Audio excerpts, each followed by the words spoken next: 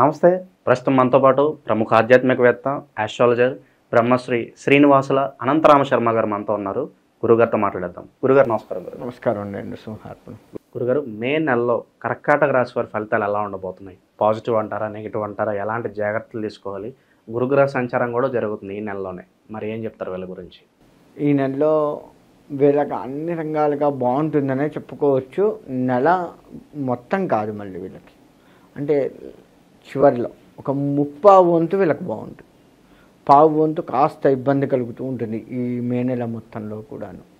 ఈ నెలలో వీళ్ళకి కష్టాలు అనేది ఎట్లా ఉంటాయి అంటే, పీకల దాకా ఉన్న కష్టాలు ఉన్నాయి. ఇంకా అయిపోయింది, ఇంకా మనకు పురుగుల మందే గతి అనుకున్న కష్టాలు కూడా మబ్బులు విడిపోయినట్టు విడిపోతాయి.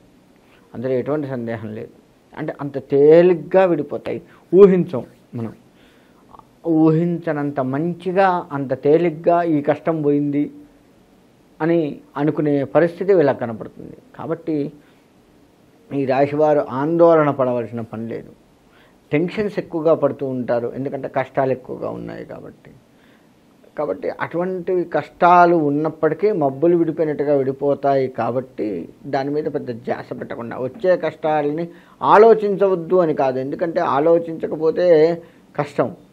ఇప్పుడు ఉదాహరణకి ఏదో ఆర్థికంగా కానీ లేదు ఇంకేదన్నా కానీ కష్టం వచ్చింది, దీన్ని ఎట్లా బయటపడాలి అని ఆలోచిస్తూ దాన్ని ప్రయత్నాలు చేసుకుంటూ ఉంటే తొందరగా విడిపోతాయి, తేలిగ్గా విడిపోతాయి.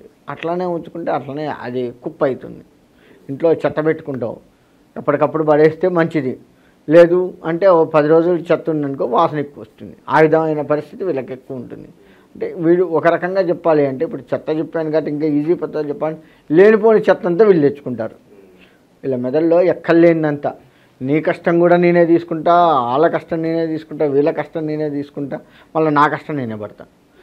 ఇలా ఉంటుంది వీళ్ళ పరిస్థితి. మన కష్టం ఏదో మనం నెత్తిన పెట్టుకుంటే చాలు, పక్కన వాళ్ళ కష్టం అంతా మందిగా భావిస్తే వీళ్ళు ఇబ్బందులు పాలవుతుంది.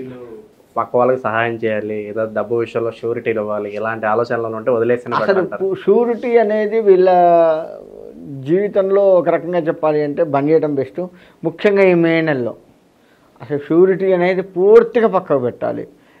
ఎందుకు చెప్తున్నాను అంటే, వీళ్ళ విషయంలో చివరిలో అన్నదమ్ముల నుంచి విభేదాలు కలిగే అవకాశం ఉంటుంది. గొడవలు ఎక్కువగా అవుతూ ఉంటాయి అన్నదమ్ముల మధ్య.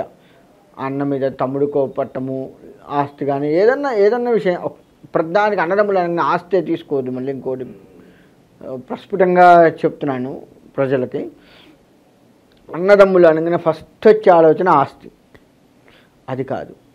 అన్న తప్పు చేస్తున్నాడు, అన్న మీద ఏదైనా నింద పడుతుంది అని చూచాయిగా తమ్ముడికి తెలిసిన, అన్నయ్య ఇట్లా ఉంది అని చెప్పినా, నువ్వు నాకంటే చిన్నుడి, నువ్వు నాకు చెప్పొచ్చేవాడివారా, ఇలా కూడా గొడవలు అయ్యి ఇబ్బంది పడే అవకాశం ఉంటుంది. అంటే వీటికి చెప్పే విధానం రాకను, అక్కడి నుంచి తీసుకునే విధానం రాకను, చెప్పేది పాజిటివ్గా నా తమ్ముడు నా కోసం చెప్తున్నాడు అని తీసుకునేది లేకను, ఏదో ఒక రకమైన ఇబ్బందులు వీళ్ళకి కలుగుతాయి.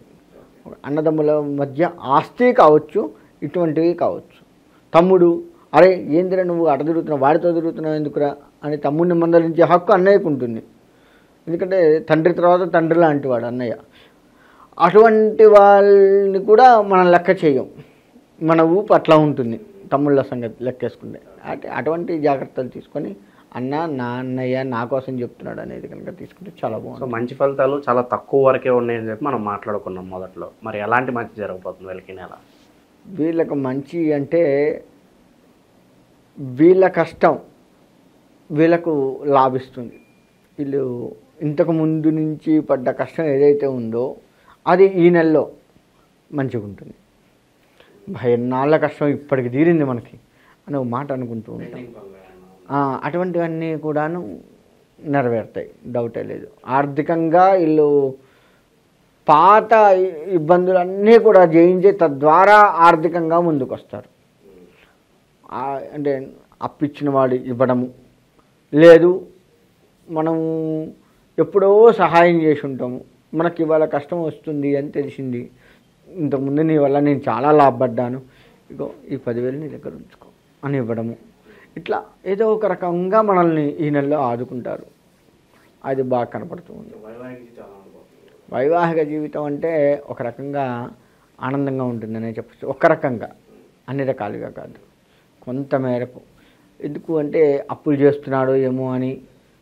ఇప్పుడు అమ్మాయి కూడా వాళ్ళ ఉద్యోగం చేస్తున్నారు, తను డబ్బులు తీసుకొస్తే నీ జీతం 10,000 కదా, 12,000 ఎట్లా తెచ్చావు, మిగతా 2,000 అప్పు చేయాల్సిన అవసరం ఏంది, నేనున్నాగా అని చెప్పేసి ఇలా చిన్న చిన్న ట్రాషెస్ వస్తూ ఉంటాయి. అయినప్పటికీ కూడా ఐటమ్ తెస్తే తెచ్చేవాళ్ళే, దేనికన్నా వాడు ఏదో ఒకటి అడ్జస్ట్ చేద్దాం అని మళ్ళీ ఇద్దరు కూడా చక్కగా ఒకరికొకళ్ళు సెట్ చేసుకొని బాగుంటారు. ఆ విధమైన చిన్న చిన్న ట్రాషెస్ తప్ప వీళ్ళకి ఏ ఇబ్బంది ఉండదు, బాగుంటుంది. ఇంకా మెరుగైన ఫలితాల కోసం మరి ఎలాంటి రెమెడీస్ చేసుకోవాలి గురుగారు? వీళ్ళు మెరుగైన ఫలితాలకి ఈ రాశి వారు కృష్ణుడిని ఆరాధించాలి.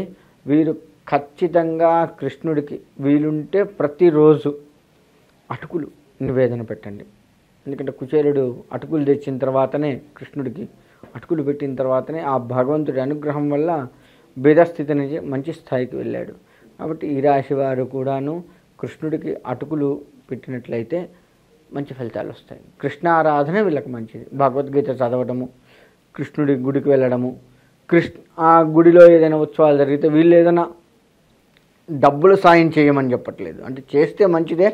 కానీ ఏదైనా పని, తోరణాలు కట్టడము, పాత తోరణాలు తీసేయడం, ఊడవటం, ఏదైనా సర్దటం, ఇటువంటి ఏది చేసినా మంచిదే. మనకి మే నెల అంటేనే వైశాఖ మాసంతో కూడుకొని వస్తుంది. వైశాఖ మాసంలో నారసింహస్వామి వారి ఆరాధన ప్రాముఖ్యత వహించి ఉంది.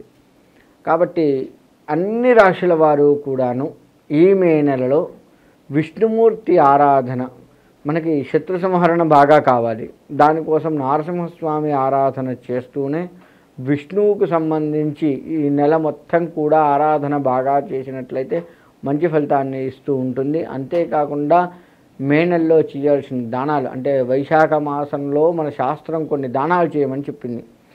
అంటే వస్త్రదానము, నీటి దానము, నీళ్లు కూడా వైశాఖ మాసంలో దాహార్తి తీరుస్తూ ఉంటాయి కాబట్టి అటువంటి దానము, అంతేకాకుండా ఛత్రదానము, చెప్పులు దానము, ఇటువంటివన్నీ కూడా పాదుక దానం అంటారు. ఇటువంటి దానాలు కొన్ని చెప్పబడి ఉన్నాయి.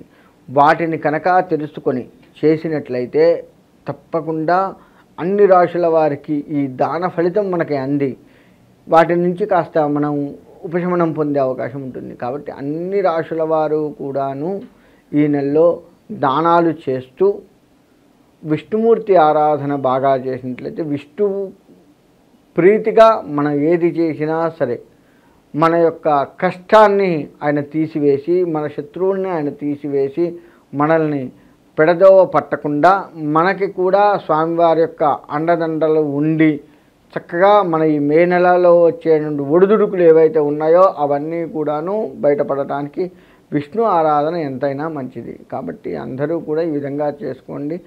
మీ జాతక ఫలితాలను పట్టి మనం ఇప్పటివరకు చెప్పుకున్నాం కదా, దాంట్లో మన జన్మకుండలు ఎలా ఉంది ఏంటి చూసి దానికి ఏమైనా పరిహారాలు అంటే మీ దగ్గరలో ఉన్నటువంటి వేద పండితులను ఎవరినైనా సంప్రదించినా, లేదు మమ్మల్ని సంప్రదించినా సరే దానికి చక్కటి పరిష్కారాలు చూసి పరిష్కారం చేసి మీకు మంచి ఫలితాన్ని అందివచ్చు. కాబట్టి ఆ విధంగా చేసుకొని అందరూ కూడా శుభంగా చక్కగా ఉండాలని కోరుకుంటున్నాను.